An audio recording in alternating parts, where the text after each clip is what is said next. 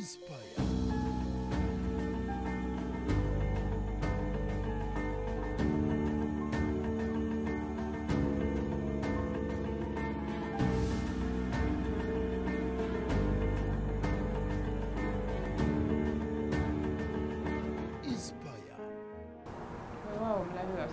Spark TV amanya gangenze Stellah Nakayemba.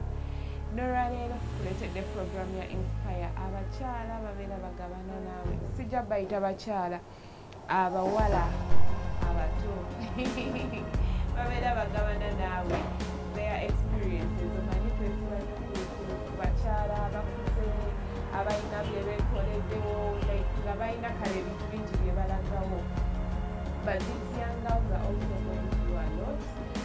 They have their experiences. Ate ng'ate wali abawala abalala abato abayita ate mu bisingako. So when these young women come out and share their experiences, omuntu ali eyo nga badde ayina ky'oyitamu ng'olowooza oli wekka omanya sirinzeka, and there is a solution. Bwe waba nga waliwo eyakiyitamu gwe ate teweetaaga kiyitamu ng'oli bwe yakiyitamu. Bw'aba yabonaabona ate gwe teweetaaga kubeera ng'okola ki ng'obonaabona. Program ya Inspire tubeerayo buli lwa Sunday saa 12:30 ez'akawungeezi, ate bw'ogisibwa osobola ogiraba ku Lwokuna essaawa 9 ez'olweggulo oba ku YouTube channel yaffe eya Inspire. You can go there and subscribe and even watch some of the shows that you missed. Kambaleetera omugenyi olwaleero.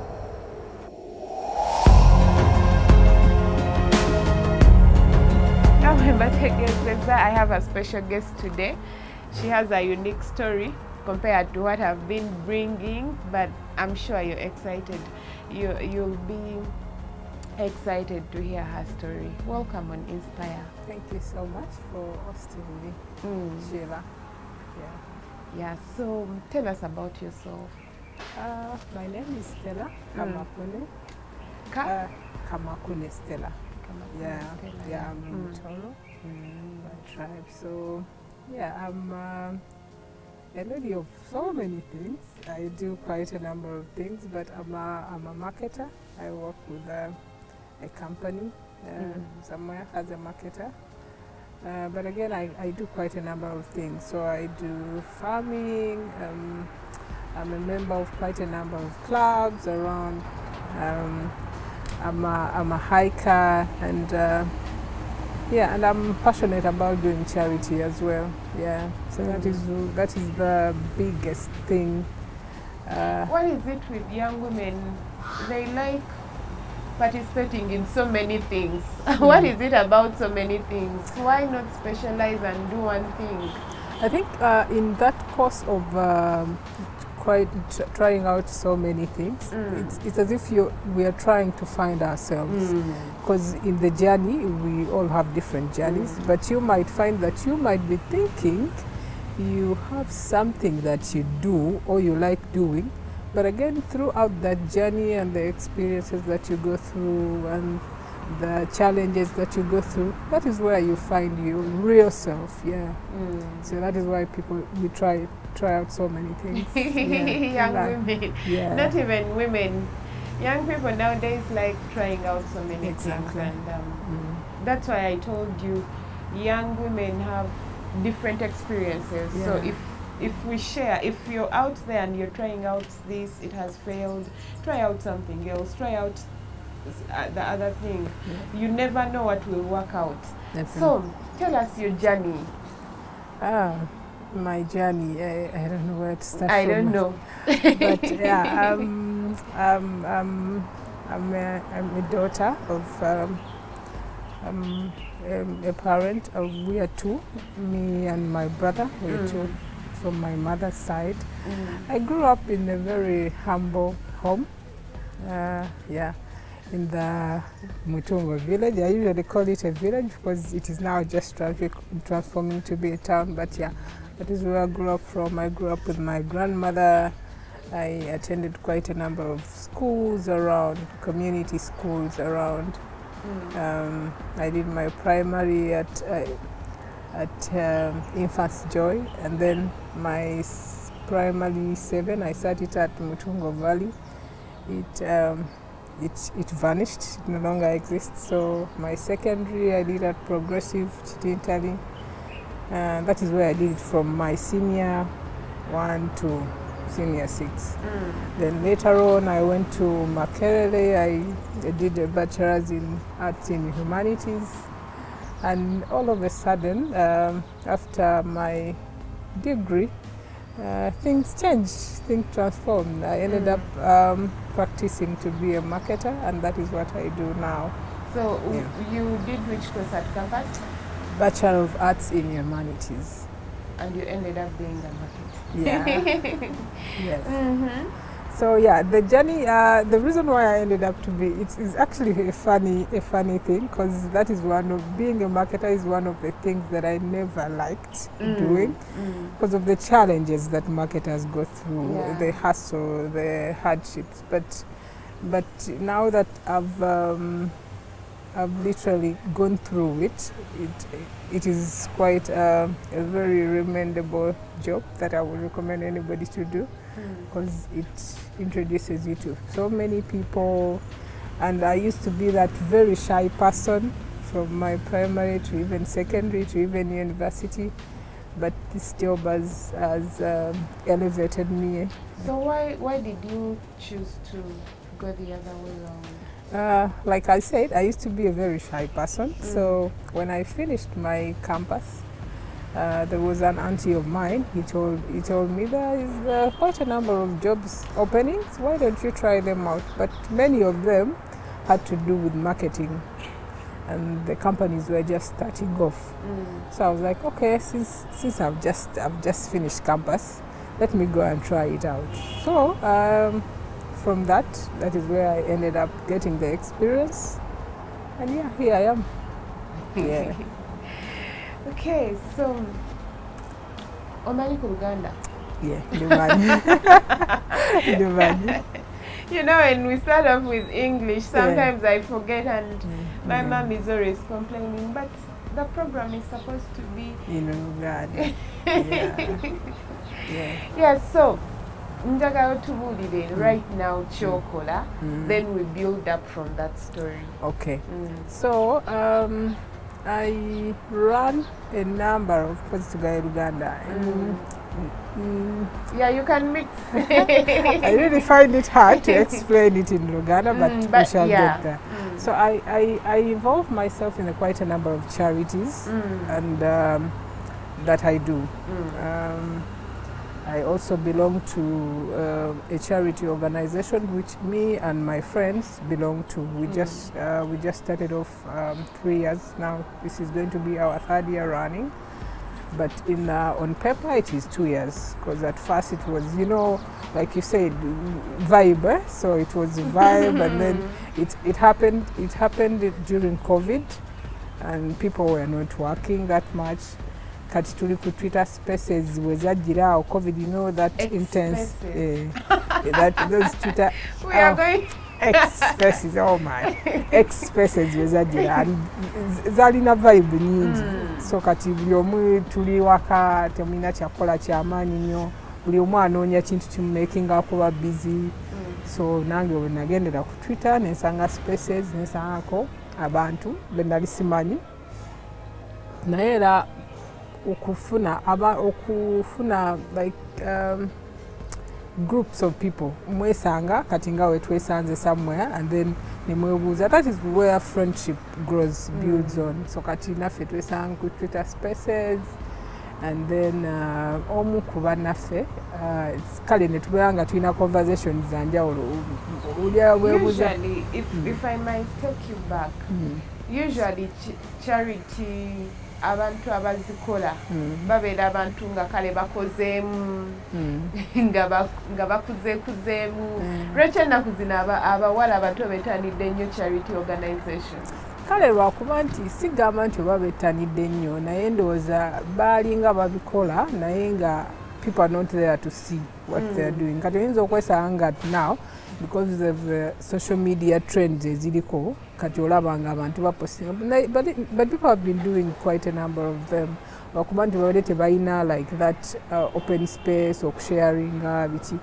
Ate n'ekirala maybe oba culture yaffe yekyuse nnyo something like that ate abantu abasinga bakola charities buli omu alina intentions ezize so you might find some people are doing charities maybe because of the experience gye yayitamu nagamba saagala kuyita mu kintu bwe kityo maybe wenna asharinga oba nenyamba somewhere oli ayinza okuba nga tajja going through that bad experience omanyi edda abantu balinga batya nnyo okusharinga their stories nga balowooza they will be judged but now there is that open space lately oli asobola okujja nesharinga their stories and then they help out somehow oli ne bwabeera nga just awulidde buuzi story yamuntu usually charity twali tulowooza kukwata mu nsawo waayo but now people understand exactly it's a wide thing exactly so charity organization yamwe mwemukola ki kati charity organization yaffe bagiyita Vermilion Foundation Vermilion Foundation twagituma erinnya manyi nga ngambye twatandika kuteeta space ate nga abantu baali bangi buli omu ngaakuyetinga space ye biki so kati ffe okwayagala okweyawula mu bantu abalala ne tugamba buli omu anaayagala okutujoyininga abeere ne red dot twali tweyitanga red dot buli omu ng'alina kugundi ye alinako red dot then later on after 1 year netwagala wetwalaba nga impact that we made previously yali y'amaanyi netugamba let us put the thing to another level that involved registering and so on kati nga tetusobola kwetuuma red dot so kati netufunayo ekyefaananyiriza bwe kityo So going back to Twitter Spaces, X Spaces. Yes. It was during lockdown. Exactly. Mwali mwogera ku ki ebiseera ebyo?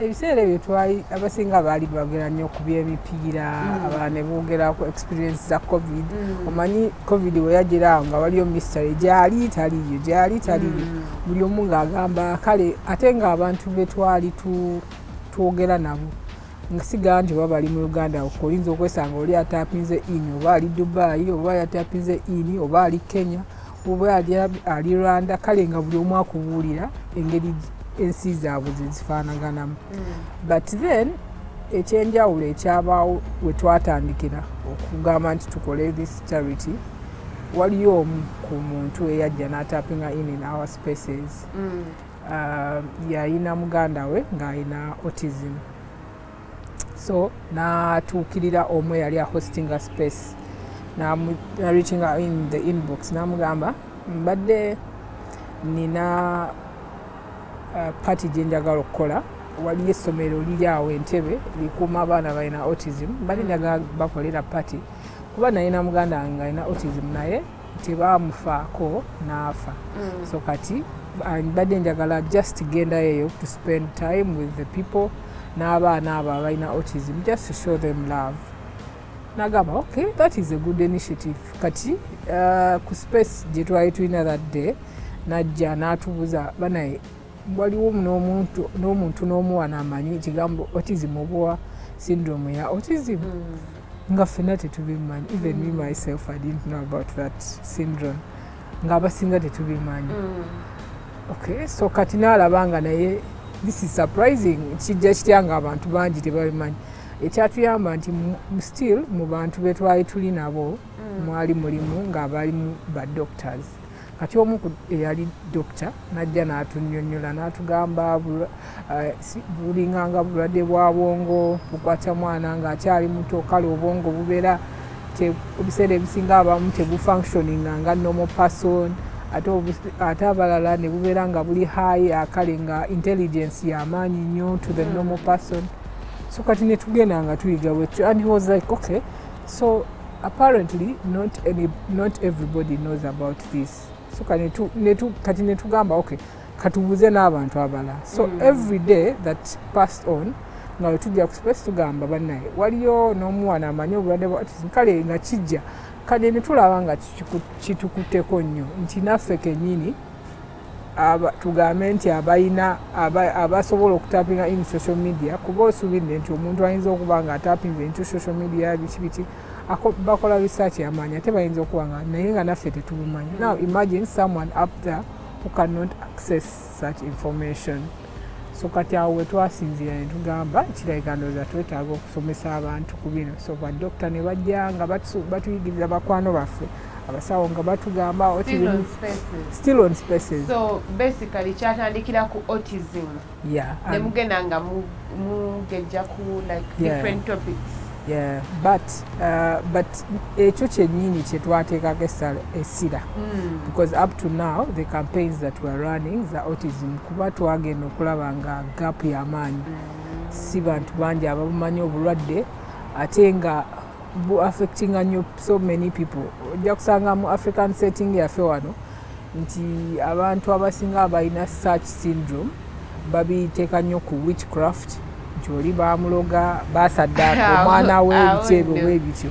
Njagala tugende mukuumulamu naye nga omulamu omukulu ndowooza olabye zino platforms zetulina social media platforms tuzikozesa tutya gwe omuvubuka ali eyo oba omuwala omuto ali eyo kikyokozesa sakozo zolina ku social media biki bye mwogerako katukomewo tweyongereyo mu maaso n'emboozi eno.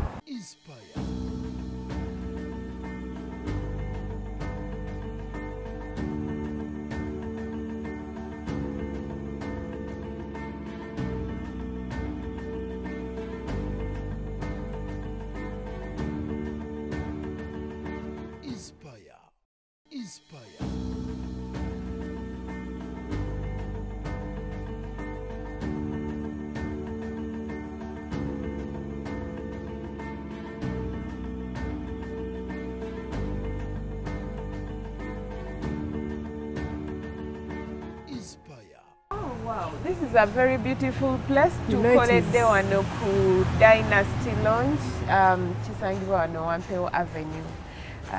So bw'oba oyagala breakfast, lunch, dinner, deliveries, parties, they have a very beautiful place. It's really beautiful. So itawoko. Olwaleero neekozeeko makeup era neneyambaza. So credit tewali, credit nange kanjeewe. So tubadde tukyagenda maaso on how you started, on how you expanded on the autism topic. Yes. So mumala okubeera ku spaces kijja kitya okubeera nga mukiteeka mu biwandiiko ne mugamba nti kino ekintu kati katusisinkane. Remember these are the people temwemanyi. So kati omukyalo oyo yatutuukirira yali ayagala buyambi nga yali yeetaaga $5,000 akole pate. So kati bwe twagamba kale lwaki tetwekolamu omulimu tusonde ezo ssente oli asobola otuwaayo kyalina kyonna tuzisonde tuzimu. Naye twagenda okulaba nga in fact mu wiiki ezaddako awo ffe abaali wano nga batandise okutaataamu ku ntambula biki ne tugamba lwaki tetugenda ne tukyalira ku makaago ge yali atugambye ne tugendayo mwekolamu omulimu ku spaces. Yes, ne tujja kati ne twese.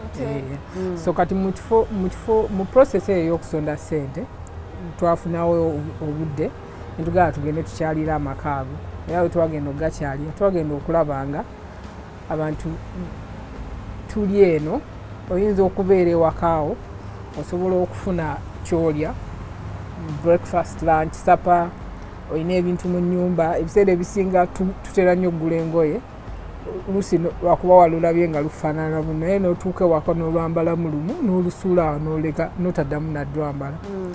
Then kati you know those kinds of things that we usually have at home okikozesaako omulundi gumu n'okireka awo n'ogamba oba kati kino nagula kyaki ebiseera ebisinga abantu bakola.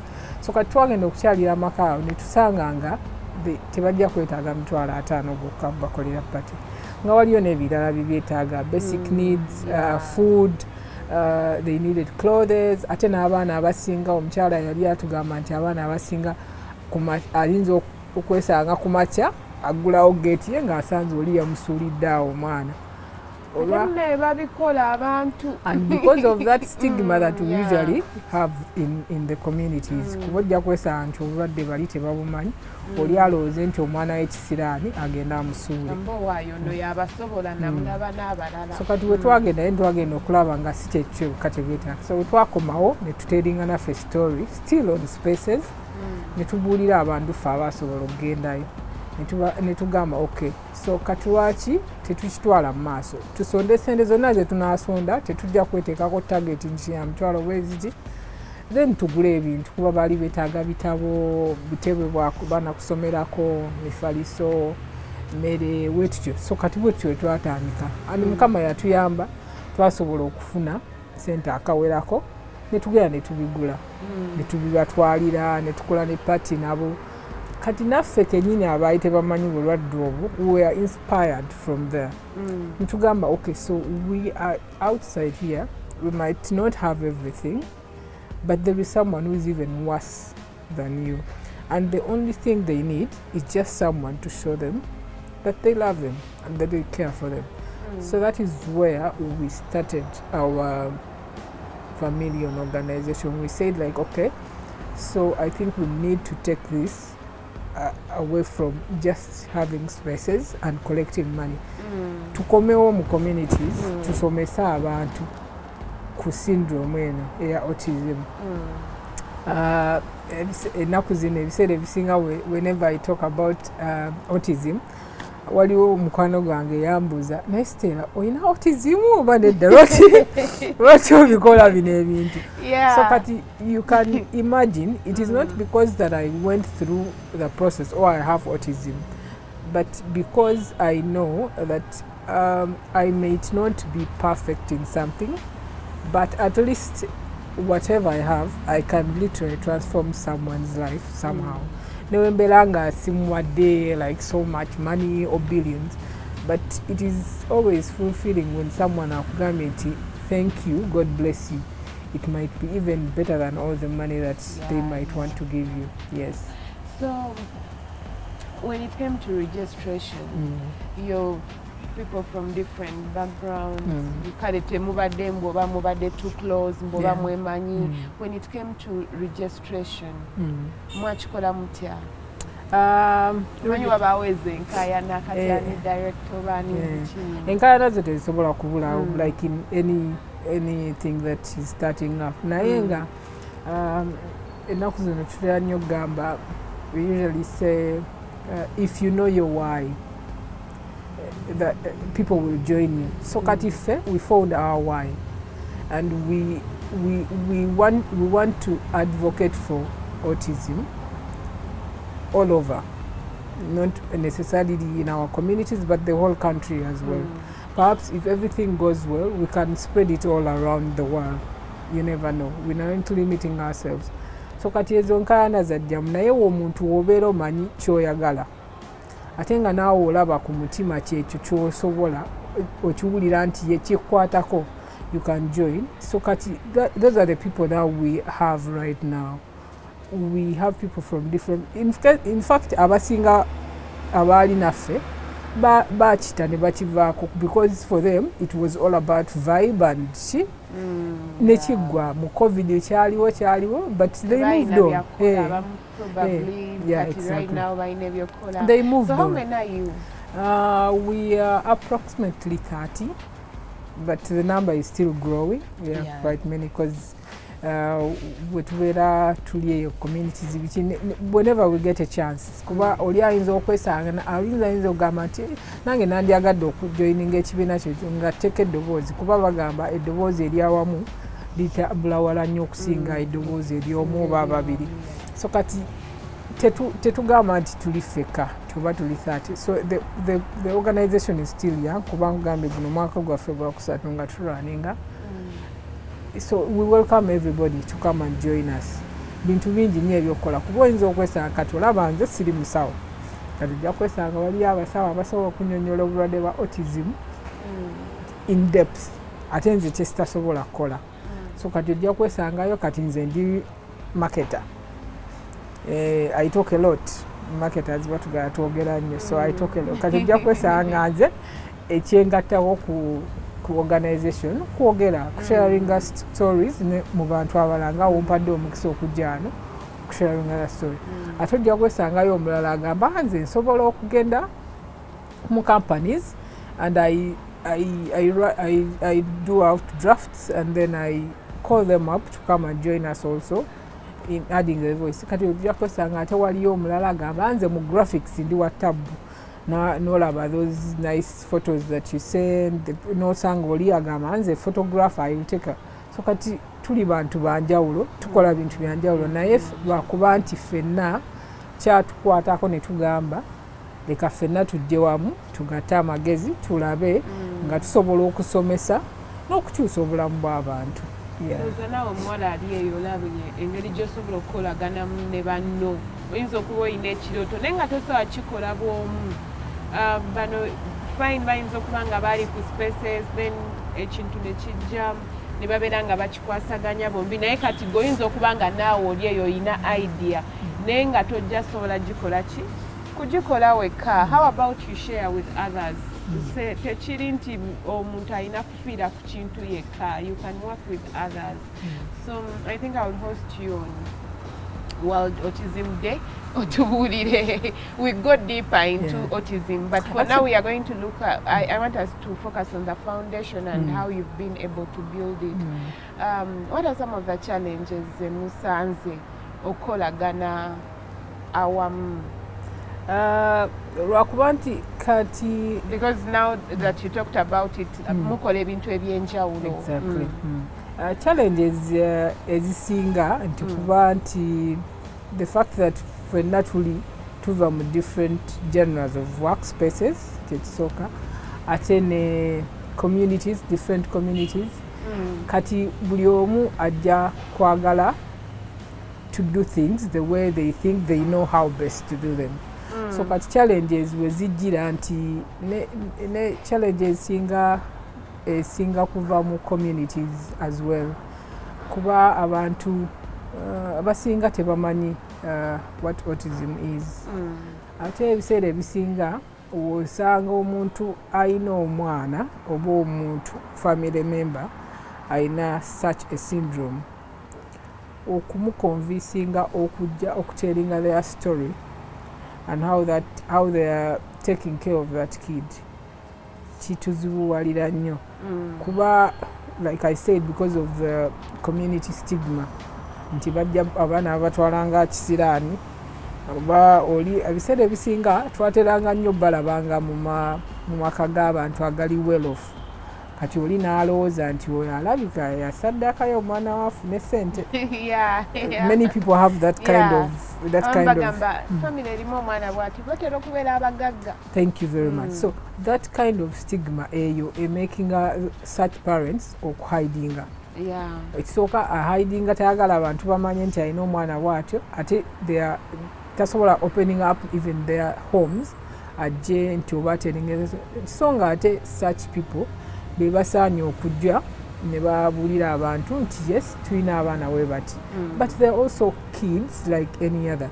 In fact abasawo batugamba from the research that we have made and from what we have studied nti omwana we babeera bamuzudde ng'alina such a syndrome on an early stage ne bamufaako wabeerayo speech therapies ebiseera ebisinga abaana we bati batera nnyo okuba kale nga balwawo okwogera ayinza okuba ng'alina oba emyaka oba ng'etaano naye nga tanaba kuyiga kwogera so kati obutuukirira amangu n'ogera mu basawo abasweetinga such thing asobola okubeera ng'akwata mpola kale tayinza kubeera totally normal like this other person abe atawina naye asobola okuba ng'alinawo kyakola then kati so such challenges communities are not welcoming and they still have that huge stigma rotating around autism. So the stigma is what you're trying to fight exactly now. So kati mukuze kutuukawa, how far have you gone with the organization? We have done quite a number of projects. Nkugambye nga wetwatandika at home we have so far provided services to 3 homes still around Kampala. We have tried to help different families. We went deep down. Apart from Kampala, waliyo some other individual, like on individual basis, individual families nga bali baina omwana ina autism ne tuba reaching out as individuals nga tetugambye nti tugeze mu homes kuba homes bo batereka abantu bangi naye n'ogenda maka g'omuntu deep down there nga wakisanze nga alina such thing and then tuba helping on an individual basis and then tutaddewo okusomesa abantu still ate ekyo kyetusinze nnyo now in fact this year kyetusinze nnyo okuteekako essira twagala kuyigiriza abantu nti yes buno obulwadde gye buli kuba ojja kwesanga mu Uganda muno in fact n'ekimu ku tukimeekinze okubeera nga tuteeka essira ku autism nti so many organizations here bayina ebintu byataddeko essira olaba nga they are speaking too much loud about malaria, sleep in the net, bichi olaba mwegemesa hepatitis B, banaye mutwala abaana babageme polio, bichi. But tell me wawulidde bagamba nti banaye leero tutaddewo oba okusomesa oba tutaddewo programs za njawulo on TV tugenda kusomesa ku syndrome ya autism. Nze nga nze sinnaba kiwulirayo sofa. So those are the challenges even from our leaders as well, that those are the things they have to reach out for. So any last words to the young girls out there? I will not necessarily specify it to the young girls, but to the whole everybody that is watching me right now. Please, I know tutera nnyo gamba nti tulina enkola ya nfuniramuwa, but please let that be a second a primary thing. Funayo ekintu kyolaba nga kisobola okukyusa obulamu bw'omuntu. You never know what will happen. Kuba kati naffe nga we twatambula, we have changed quite a number of people's lives and we know that we are just starting. So kati nkubiriza abantu abali bonna bajje batwegatteko Vermilion Foundation. Muyongere eddoboozi ku bintu bye tukola. Tugenda kubeera ne community outreach nga 26 omwezi guno ejjinja eyo tugenda kubeera nga tusomesa abantu still kuba twageza okulaba. In fact olaba mu Central one batugamba according to the reports ze tusoma nti musinga abaana abalina autism naye ate weewuunyisa nti wano tetubimanyi nnyo. So kati nkubiriza abantu bajje batwegatteko Vermilion Foundation tusobole okubeera nga tukyusa obulamu bw'abantu ffenna wamu. Tutera nnyo okugamba nti we want change naye but just like I promised, I'll be hosting you soon. I wish you the best. Thank you so much. Thank you for that cause. Namwe abalabi baffe, if you can have that compassion, if you can feel what someone is going through, awo wotandikira okubeera nga naawe ogamba nti njagala okuyamba naye bw'oba tokiina kulumirwa tosobola kubeera ng'otandika. Katusinkane wiiki ejja mbadde Stellah Nakayemba tukoledde wano ku Dynasty era bw'oba oyagala lunch anything even parties bw'oba osubiddwa program osobola okugenda n'ogiraba ku YouTube channel yaffe. Mweraba.